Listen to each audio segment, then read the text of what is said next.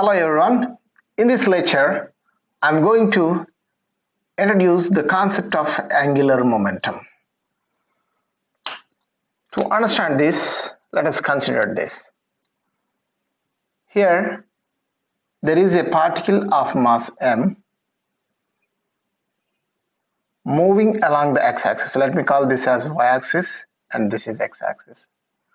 Moving along a line parallel to the x-axis, which is located at a distance b from the origin. A particle of mass m or a bead of mass m, whatever you call it as, a bead of mass m is moving to the right with a speed v. Now, if you take an axis about O, that is like this, into the plane of the board, with respect to this axis, I want to define what is the angular momentum of this body. So from the definition of angular momentum, L bar is equal to what I can write, R bar cross P bar, where P bar is called linear momentum. Always we should define it with respect to an axis. So here the axis that I am defining is O, origin, with respect to O. So what is P bar? P bar is, that is equal to, what is P bar here? R bar cross P bar is m into velocity of center of mass. We should be very careful. And this R also position of center of mass. If it is a particle, it doesn't matter. But if it is an extended body, the thing that we should consider is center of mass, position of the center of mass. Now, what are the coordinates of this particle at an arbitrary point? Y coordinate is already fixed, it is B. As it is moving along the x direction, let me call it as, its x coordinate I am taking as x and y coordinate I am taking it as B. So therefore, R center of mass, position coordinates of center of mass at an arbitrary time is given by x I cap plus y j cap. And velocity vector is given by, along x direction I am taking unit vector is I cap. So because of which I can write it as v I cap. So if you substitute all these things in this expression, angular momentum of the object about O, origin, is given by, m is constant, put it aside, m into r is how much? X I cap plus y. Y in the place of y we have b, no, already it is fixed. So I am removing it, I am making it b, b j cap. This is also b, not y, b j cap cross, what is velocity? V I cap. So that only I am writing here, V I cap. That is equal to how much you are going to get here? M into I cross I is 0. So this term is 0. Next B into J cross I. J cross I cross J is K. J cross I is minus K. So BV into minus K. So therefore, angular momentum of the particle about the origin is given by m v b, which is pointed in negative k cap direction. This is how I define for a particle. So here two things we should keep in mind. This is applicable for a point object. What is about an extended object? For an extended object, it will have two angular momentum. One is called orbital angular momentum and another one is called spin angular momentum. First, I will make it clear what is spin angular momentum. This is applicable for an extended body. So for point object, there is nothing like spin. Am I right? As far as classical mechanics is concerned. So for this purpose, I am taking a disc or a rod. I am taking a rod of length L and mass m. If this rod is rotating about an axis passing through its center of mass, okay, let me call this is z axis and passing through the center of mass. and angular velocity is in this sense, omega. So if it is rotating in this sense, this is the z-axis. So in such a case, the angular momentum possessed by this body is called spin angular momentum. So rotation about its symmetry axis or center of mass gives spin angular momentum, is given by I into omega bar. So here, very straight away we can say L bar is pointing in the direction of omega bar. Do remember, this is applicable only for plane motion of rigid body. So when it is rotating, this rotation is confined to a particular plane. Only in plane motion, L bar is pointed in the direction of omega bar. If you go for space motion, no, it need not to be so. But that space motion of rigid body is nowhere concerned with IIT syllabus. So because of which I am not going into that one. But as far as plane motion of rigid body is concerned, L bar points in the direction of omega bar. You can take it granted. Okay, so spin motion means the rotation about the center of mass or the symmetric axis gives spin motion.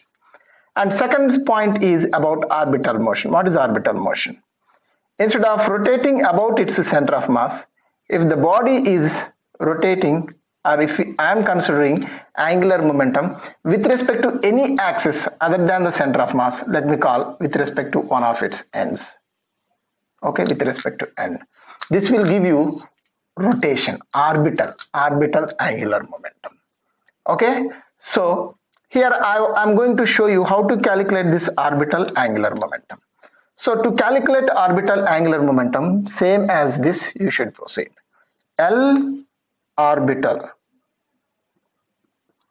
angular momentum is given by m into mass of the body into, or else r bar cross p bar. Simply you take it like this, because this is not a point object, no. So in such a case, what you should write is r bar cross p bar. Vaguely I wrote r bar cross p bar, but precisely speaking, r center of mass bar p center of mass. So that I am going to show you here. That is equal to, if this is z axis, let me take it as z axis. Then if this is z axis, what should I take it? This horizontal axis as x axis, this axis as y axis into the plane of the board. Okay, if it is rotating about the z axis like this, then what happens? Position vector of center of mass, if its length is L and mass is m, position vector of center of mass, that is distance from here to here, is how much? L by 2, where L is length, this L is orbital angular momentum, don't confuse with that one. L by 2, in which direction it is pointing? In x direction, because of which I cap cross, what is p center of mass? M into velocity of center of mass. Do remember, when the object is rotating about the z axis, at this instant the center of mass velocity is linear velocity, translational velocity of this center of mass is pointed into the board, that is, which is parallel to the y axis here, so this is pointed in j cap direction, so v j cap, that is equal to what I can write? Orbital angular momentum L by 2 into m into v into I cross j is equal to how much? K cap. This is orbital angular momentum. So other than the symmetry axis, any axis you consider, that I call it as orbital angular momentum. So when the body is rotating about any axis other than symmetry axis, it will have both orbital angular momentum and spin angular momentum, because of which total angular momentum of this body with respect to this axis, let me call it as z axis, Lz is equal to Lz bar. This is not z component of angular momentum, I am talking angular momentum with respect to an axis about z axis. About z axis I am calling it as, is equal to L orbit plus L spin. So just now I calculated, therefore Lz bar is equal to What is orbital angular momentum? Just now I calculated L into m into v divided by 2, which is pointing in k cap direction, plus spin is how much? I into omega. Omega is in which direction? Z cap direction, that is k cap direction. So all together what I can write, that is equal to m L v divided by 2 into k cap, plus what is I about this center of mass is how much? M L square divided by 12 into omega into k cap. Okay, so through this what I can write, that is equal to V is equal to, you can write it as relationship between angular velocity and this translational velocity. V is equal to r omega. Distance from here to here is how much? L by 2. You can write it alternatively as m into V is equal to ml by 2 into V is equal to r omega. R is how much? L by 2.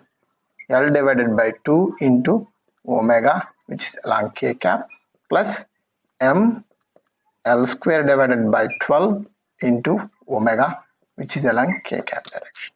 That is equal to how much you will be getting? 2 to the 4, 3, 2 to the 4, 4, 3 plus 1 is 4.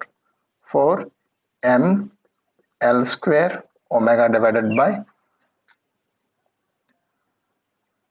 12, which is along k cap direction.